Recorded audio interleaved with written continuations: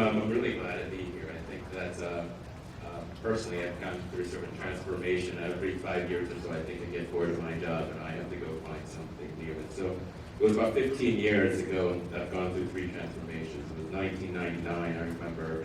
It was at the end of November there when I first came from Illinois. I don't know if anybody's here from University of Illinois or Champaign. Supposedly it's the 3rd most popular computer science graduate school in the Bay Area, but it gives the least amount of money back to the university. So, coming out here at the time, the person that invited me to come out here was Max Levchin, one of the co-founders of PayPal, as well as the 2 first engineers from PayPal at the time. They happened to also go to the same sort of Math and Science Academy high school that I attended back from '96 to until '96. And so when I came out here and on board the plane, I really wasn't sure what Silicon Valley was like at the time. Digital photos were still hard to find, so Google wasn't around, so it was hard to search for exactly what I was going to get when I got off the plane. And I really expected silicon towers.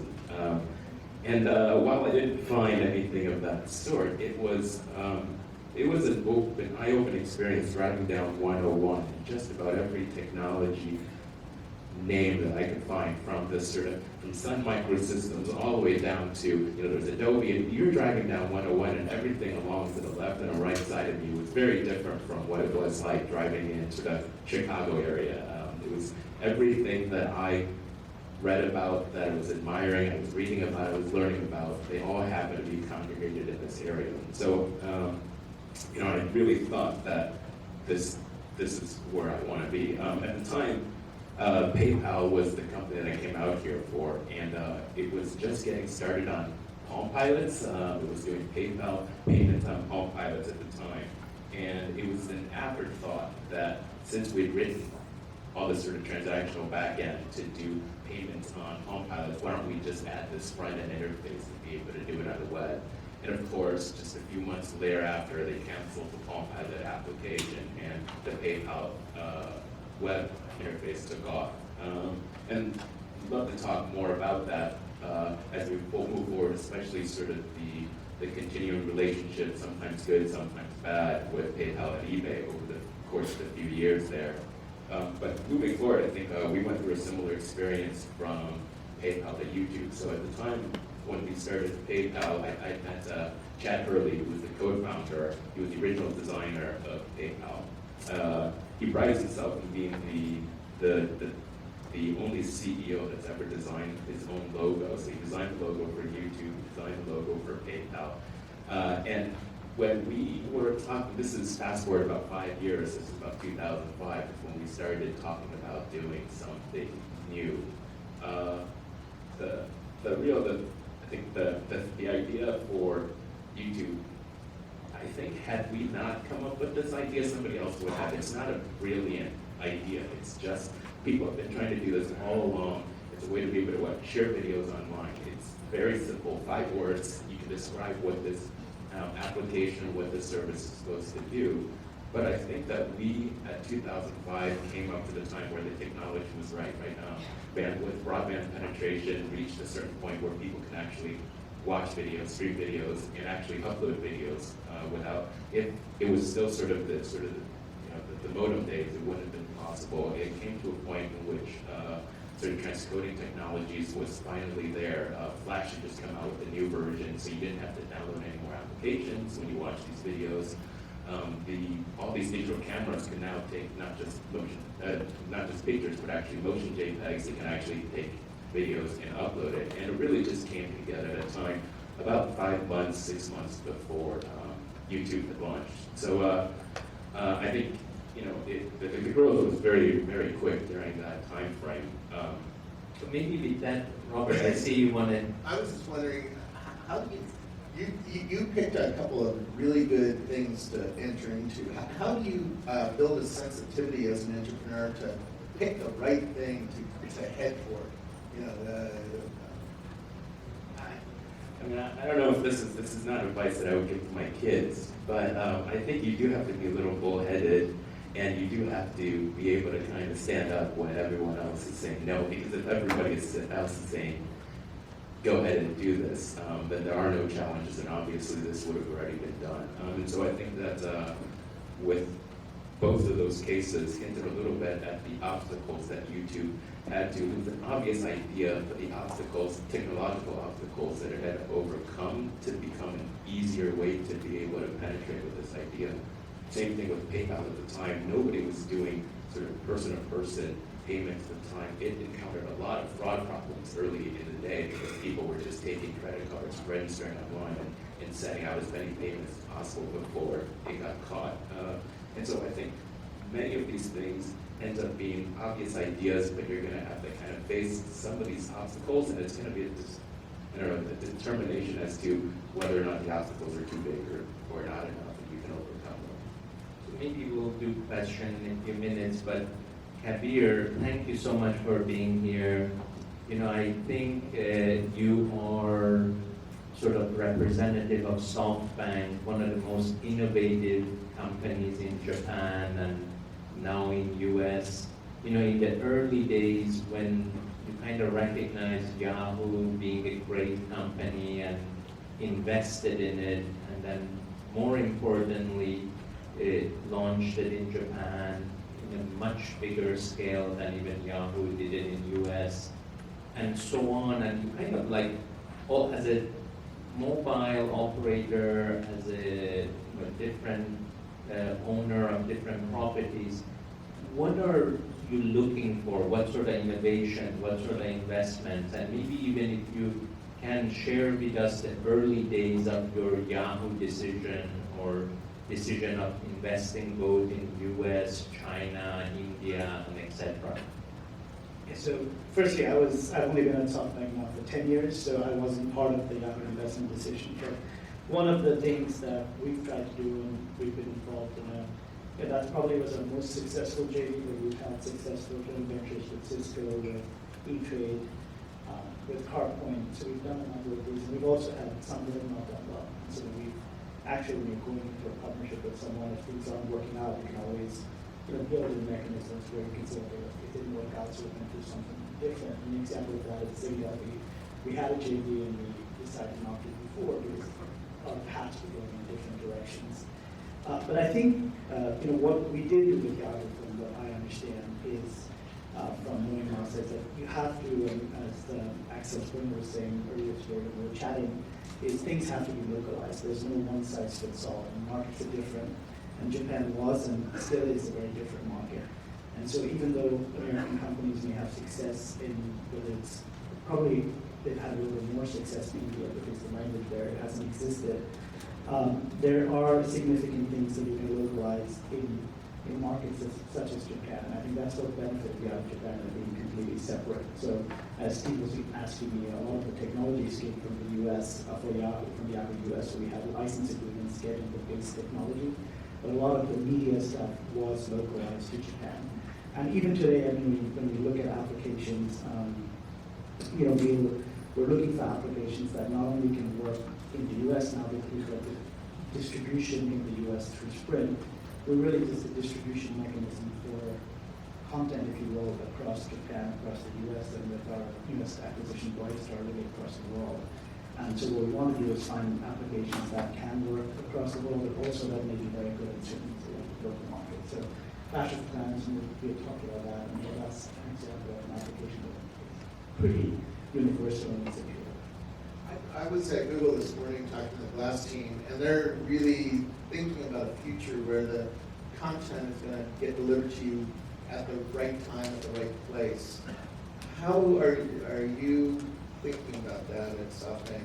This new world where we're going to walk by a beacon and something might happen, or we cross a geofence in an airport and something else might happen, or we're in a city and I want to know news about where I'm at.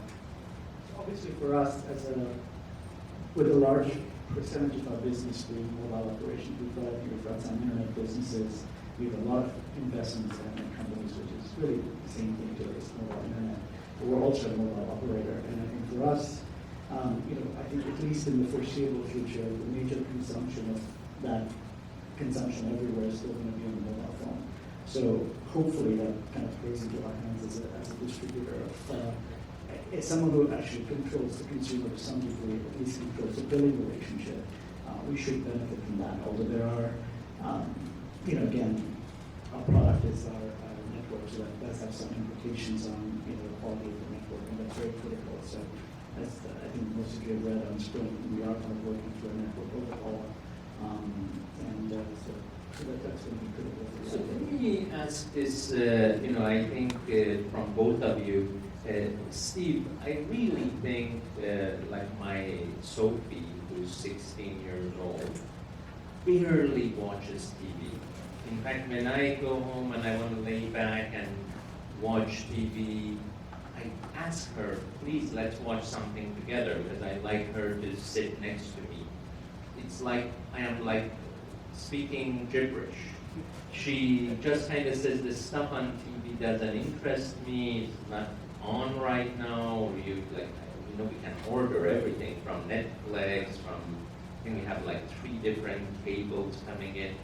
But among all of these media delivery systems, sort of YouTube kind of, I would say, changed everything. It was like incredible. I have Alex, we have a Hollywood production center, and Lucy's, who runs that for us, the son, has a channel, and he makes $20,000 a month on rating games on his channel.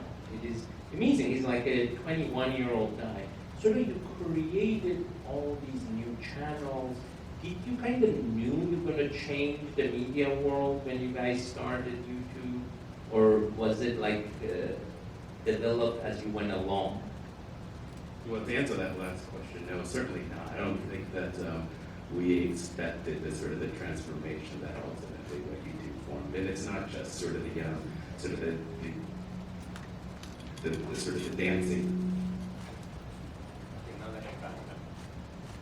It's not just the videos of sort of girls dancing in their bedrooms, or baby pictures, or sort of pet videos. I mean, it's transformed the world in changing political sort of elections. It's changed the world in being able to get content out that would have been really content from Africa. That's the only distribution platform they actually have access to, is to be able to upload it directly from the area that something happens, put it onto YouTube, and all of a sudden it becomes globally accessible, right? And then I think that really kind of transforms this idea that it's now about the content and it's not about the distribution platform. It's that if you have good content, the community, the general public, the internet will decide if it's something worth watching and ultimately worth sharing. I left YouTube back in 2008, 2009. At that time already, on a minute-by-minute basis, it was receiving over 17 hours of content, right? And so I'm sure it's gotten much more than that since then. But even when you kind of try to think about how do you actually just make sense out of all this content that's being uploaded on a minute-by-minute basis, even if you were a passionate, loyal fan of YouTube, you couldn't watch through 2 minutes of content that's being uploaded if you watched every single minute of your day. And so the smartest team at the time when I was at YouTube was actually this recommendations team, the recommendations, the suggestions, the related videos team, which is what shows up on that right side of the video. And they have 2 tasks. One of them is to be able to sort of find the island of content that you're watching right now and try to recommend other pieces of related content that you haven't seen before that you may be interested in. But there's another piece of it, which is not just, it's related, but not the same type of content. So we may know that people that are playing tennis may be interested in watching highlights of golf videos, and so if that's a connection that we've seen and observed over behavioral patterns of users, then they automatically detect that, and starting over a period of time, it transforms this sort of recommendation to surface more and more of these videos. And I think that's going to be really the future, right? You have ESPN right now saying with the World Cup, and that's just one channel, or 5 channels, 10 channels, but all the people there right now with actual digital cameras, or more importantly, iPhones and Android phones, they can actually take videos and we stream this. How do you actually connect the people that are interested in watching the content they want to watch with the people that's creating it? And it's a difficult problem to solve. There's a new competition in that area. Locally, I was in a television, I met with the CEO, and they started running around like their head was cut off. They had 170,000 comments on one post in 4 minutes. And they're doing live video. It's sort of like a merge of Instagram and YouTube. It's incredible what these young stars are building on the internet, and not just on YouTube, right? Are you watching the view competition? Because there's a Hang With, there's a YouNow, there's a Mobley, there's several of these live streaming videos off of the mobile phone that are building new kinds of stars. I think it's a really interesting time.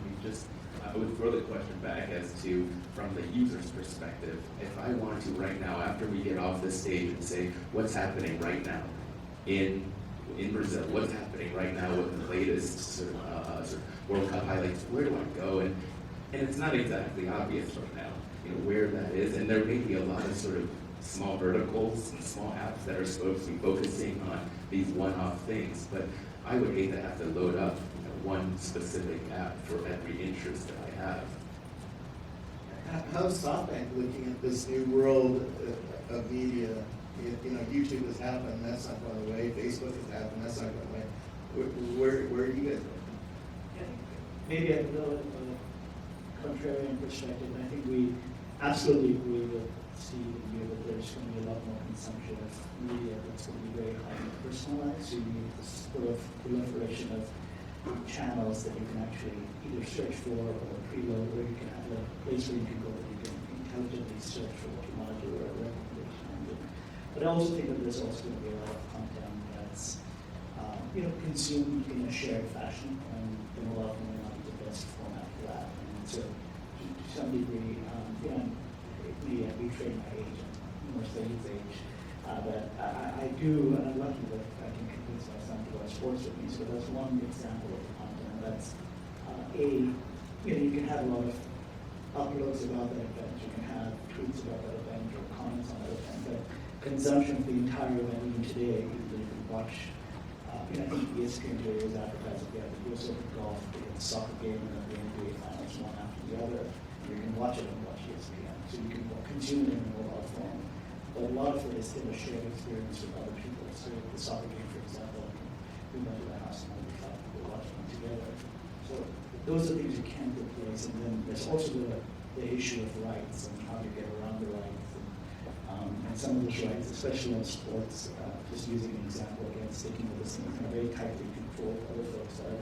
So we found that we were an investor in PB Live in China, and we are an investor in Ustream right now. So one of the challenges, of course, for SoftBank is how do you pay for the content, and some of the content that people do want to watch. I think it will continue to exist in a form where it will be prohibitively expensive for us to pay for it. We're expecting to see Apple bring out a wearable product, probably a watch, sort of like the C-Ring, and the TV product. I don't expect them to bring out a TV, a piece of glass TV. I expect them to come up with a new version of the Apple TV, maybe with channel, with cable. Where are you guys thinking that world is going? And how is that affecting your thinking about media? Because on my TV, I have an Apple TV and a Chromecast, so I can push a video from my phone onto my screen. Yeah, same thing. In my house, there's the Apple TV and the Chromecast, and I think over the last couple of years, I've just played around in so many different types of media servers, media technologies, different places that be able to host this content locally and trying to distribute it as kind of a central matrix to the rest of the house. And nothing has worked as well as those two devices, the Apple TV and the Chromecast. And I really think that it's the observation I would make is that most of that, it doesn't try to control the way that it distributes the content. It still relies on sort of another device, whether it's your iPhone, your iPad, your actual computer, to control it and to tell it where to get this content. With Apple TV, it there's no hard drive on that machine or that device. You're still streaming content from Netflix, you're streaming content from iTunes, from the music store, and so on. And I think that's kind of the direction that it's going. These real simple devices that end up making connecting. It's just a simple way to be able to connect what were sort of historically dumb TVs into being smart, because now they can actually connect to everything that your laptop is connected to. I honestly think that the biggest impediment to all of that is, broadband speeds coming to the home, and I think that's one of the things that we've been quite passionate about, is figuring out a way to improve broadband speeds to your home. And I think if you can, then you can, begin to consolidate all your viewing into this one box or one access point, and taking to the extreme and saying that broadband speeds were unlimited, and you got content the same way that you got over cable today. You could figure out a way eventually, if IP rights owners can monetize the same way they can the internet, as they can TV, you could get those rights, and Google or Apple would have the rights to the NFL or something. So I don't think it really, the paying and it doesn't really matter who controls the rights, so they come up for auction every few years. So it's really a question of how you monetize for that, and then you can pay for the thing. But I really think if we can get faster broadband, we can have optimization, but it makes it easier for the consumer. You're absolutely right today. I have a Chromecast, so some of the stuff that I want to watch from my computer, that's what's on there. And I've got cable, and I've got the local broadcast channels that all come from different places, and then the vision ultimately is to do all. I believe that in the future, my kids are not going to own media the way I owned a CD collection when I was a kid, right? I have Spotify now and so on. YouTube has become a real key place to listen to music, which is sort of counterintuitive, right? You would think video is not the best place to go and listen to new music, but it really is. How do you see the music world play out, and how are you going to approach that in your jobs? Well, I think maybe one example I would make is sort of last weekend, the sort of the finals of the French Open, and of course it's happening at 6 a.m. Pacific time, so you have to record it, and of course, Wake up at 6 o'clock? I'm still up at 6 o'clock. This iPhone notification already tells you who won before you have a chance to go, so you have no control over that. It already tells you, like, well, then there's no point in watching this content. Google now asks me all my favorite World Cup teams, and it automatically tells me the scores. But it's just Able to push notifications. No, the whole point of it is to know the score before Saeed tells me. So no, I think it's still just this really interesting time, right? To be able to get this thing exactly right. It's difficult to get the content for people to the people at the time they want it, and I think that's what YouTube has evolved into. To be honest, the quality audio on YouTube is nowhere close to what you would get on your CD. And I think everybody knows that. Or on Spotify. Or on Spotify. On Spotify, if you didn't know this, you can go into settings and cache the music to your local phone, and you can change it to, I think, 300 kilobits per second, which is really much better quality than the normal down. And this is audio. I mean, video is even more obvious. The quality of the content that you're going to be able to get consistently on your HD TV is going to be much higher than it's coming from an HD source. But why is it that still video gets so much viewers from online rendering like YouTube? And I think that it's sort of a misestimate of the ability to be able to watch content whenever you're ready to watch content. You don't have to know in advance that there's something that I want to record tomorrow. I have to know in advance to actually program it to do this. If you somehow miss that on YouTube, you can still go on there and you can type in whatever you wanted to watch, whatever you missed, and you can just watch that entire show. No matter how many DirecTV boxes, how much money you're paying to them every month. If you've missed it, you've missed it, and there's no way to go back to it. And so I think that very fact, people are willing to sacrifice audio quality, video quality, the fact that they can't sit at their sofa, they have to sit in front of a laptop or a computer just to be able to watch the content they want to watch at the time they want to watch it. May I ask a question? I remember when we had lunch together, you kind of said, Google backing was like sort of incredible because of the funding, because of their knowledge, etc., to build YouTube. And I think again, Google did the same thing with Andy Rubin and Android. And do you think like generally is like you need the backing of Facebook, big corporation? Like I have a lot of startups and there is a lot of telcos in the room. It's sort of to get critical mass is really hard. But if a telco like Singtel did this with us in Singapore, they have 4 million subscribers, and if they push something in Singapore, it catches on really fast. So I kind of want to see that if there is still a challenge of the chicken or the egg for a startup, and partnering with a big telco or partnering with somebody who has, like Facebook this morning said 1 billion user, sort of can jumpstart anything. Where do you guys think the startup should go? Is it sort of grassroots growth, or really you should partner with a telco or a Google or a Facebook? I'd love to hear from both of you. My viewpoint is that, sometimes you have to find a champion within the larger companies, and sometimes just focus on getting backing from a SoftBank or a Singtel or a Facebook. And number one, just talking to a lot of entrepreneurs, it's very challenging to navigate a large organization. I think YouTube was acquired by Google. They were already a large company. They came out somewhat large. They had a brand and they had a following. But for startups, it's almost like if you come to a SoftBank or Sprint, you might be too early. You may not get the right passion and backing. You may just get lost and might be a waste of your time in many ways. But that being said, of course, the distribution is important. And if you can cut a deal at some point, I think the key is to find one passionate backer within that organization. If it's the CEO, it's obviously the best, because things get done when the CEO likes something. But if you're just kind of chasing that, you may just get distracted from your purpose, which is having the best product. So I think I would go back and say for an entrepreneur, the thing is come up with the best product and what you're trying to do. It will speak for itself. And even if you don't get that one distribution, the distribution will come if you have the best product. And that's what we're always looking for, is we're looking for the best product. Yeah, quickly add, just again, the historical personal account of it was in 2006. We had the decision to make it very quickly as to who we wanted to kind of partner up with or to be acquired by. And there were a few choices out here in the Bay Area to make.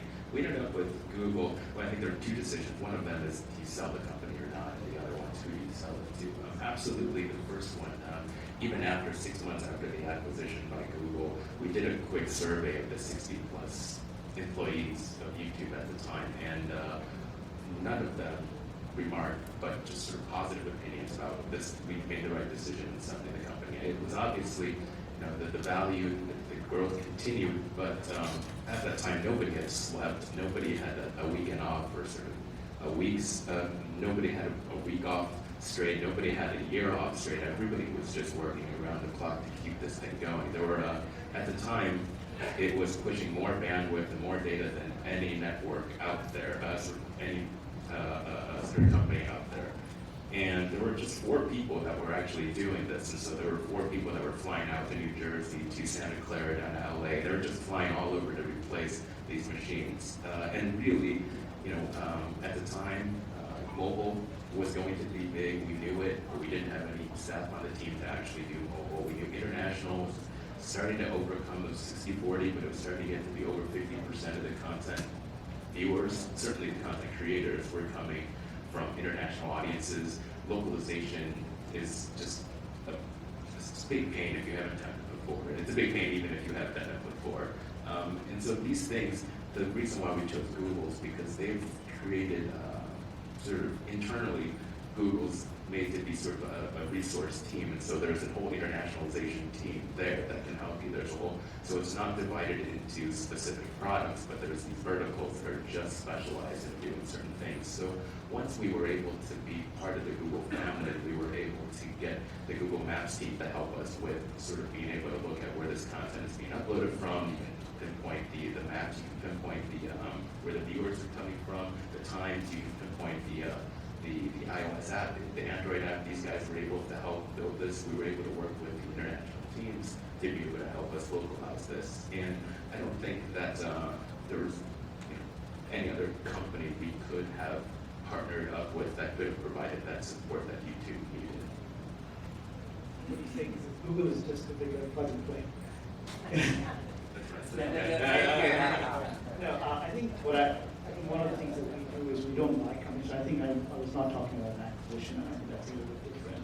So we've taken the tack of saying that we want to empower entrepreneurs. So if you see SoftBank's investments into the larger ones, we take 30 to 35% of the company, and we try to help the company, but really it's the company founder's vision, we about the CEO's vision that we want to empower. But but I think Google, especially, and as I've worked with them, they've been very, very successful in like nurturing the acquisition they've done. But every YouTube, I've seen a lot of other companies kind of fall through after the acquisition. So I think it cuts both ways. It just depends on the right team to create.